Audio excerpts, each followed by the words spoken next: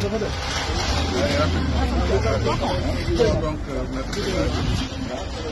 bon pour vous?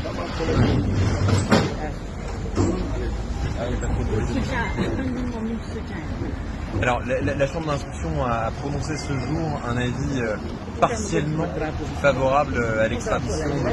Diagne, ce qui veut dire qu'elle n'est ni entièrement favorable à l'extradition, ni entièrement défavorable à l'extradition. Pour nous, c'est une demi-victoire, parce que ça signifie que nous avons été en partie suivis dans notre argumentation. Maintenant, on attendait de la Chambre d'instruction qu'elle aille plus loin. On attendait de la Chambre d'instruction qu'elle aille plus loin parce qu'on attendait d'elle qu'elle rende un avis entièrement défavorable à l'extradition de M. Diagne. Maintenant, ça veut dire que le combat judiciaire continue.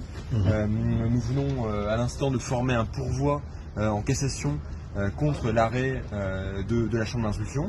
Il appartiendra maintenant à la Cour de cassation de se prononcer sur la régularité de l'avis qui a été rendu.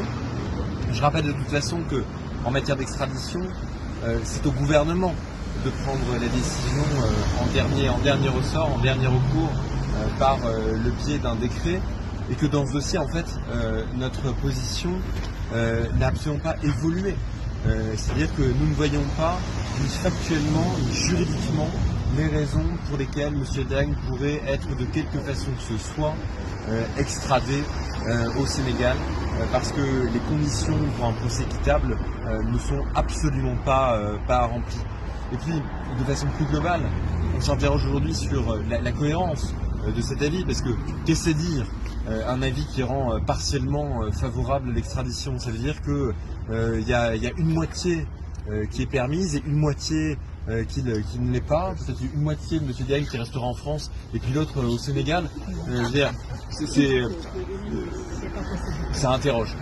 Ça interroge véritablement, mais en tout cas, nous, ce que nous pensons, c'est que nous avions mis de façon extrêmement claire un ensemble de moyens dans nos écritures devant la Chambre d'instruction par rapport à la réalité de cette procédure, et que ce sont autant de moyens dont va maintenant pouvoir se saisir la Cour de cassation suite au pourvoi que nous venons de faire devant le greffe de la Chambre d'instruction. Donc c'est une demi-victoire, et le combat continue comme il a toujours continué.